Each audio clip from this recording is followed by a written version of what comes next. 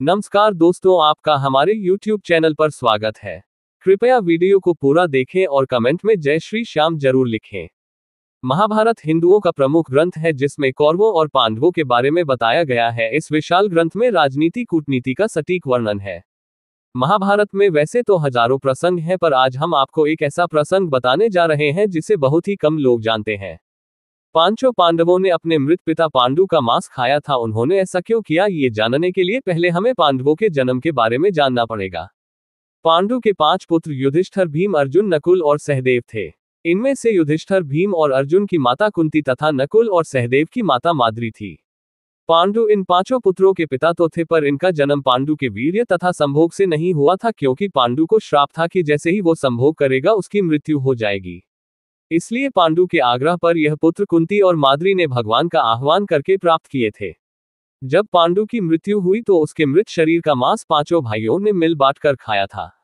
उन्होंने ऐसा इसलिए किया क्योंकि स्वयं पांडु की ऐसी इच्छा थी।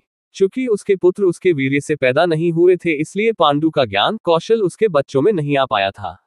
इसलिए उसने अपनी मृत्यु पूर्व ऐसा वरदान मांगा था कि उसके बच्चे उसकी मृत्यु के पश्चात उसके शरीर का मांस मिल बांट कर खा ले, ताकि उसका ज्ञान बच्चों में स्थानांतरित हो जाए। पांडवों द्वारा पिता का मांस खाने के संबंध में 2 मान्यता प्रचलित है। प्रथम मान्यता के अनुसार मांस तो 5 भाइयों ने खाया था, पर सबसे ज्यादा हिस्सा सहदेव ने खाया था।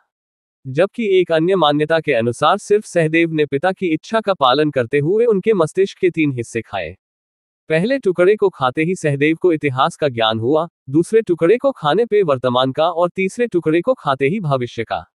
यही कारण था कि सहदेव 5 भाइयों में सबसे अधिक ज्ञानी था और इससे उसे भविष्य में होने वाली घटनाओं को देखने की शक्ति मिल गई थी। शास्त्रों के अनुसार श्री कृष्ण के अलावा वो एकमात्र शख्स सहदेव ही था जिसे भविष्य में होने वाले महाभारत के युद्ध के बारे में संपूर्ण बातें पता थी। श्री कृष्ण को डर था कि कहीं सहदेव ये सब बातें औरों को न बता दे, इसलिए श्री कृष्ण ने सहदेव को श्राप दिया था कि यदि उसने ऐसा किया तो तुम्हारे सर के 10 टुकड़े हो जाएंगे और तुम्हारी मृत्यु हो जाएगी।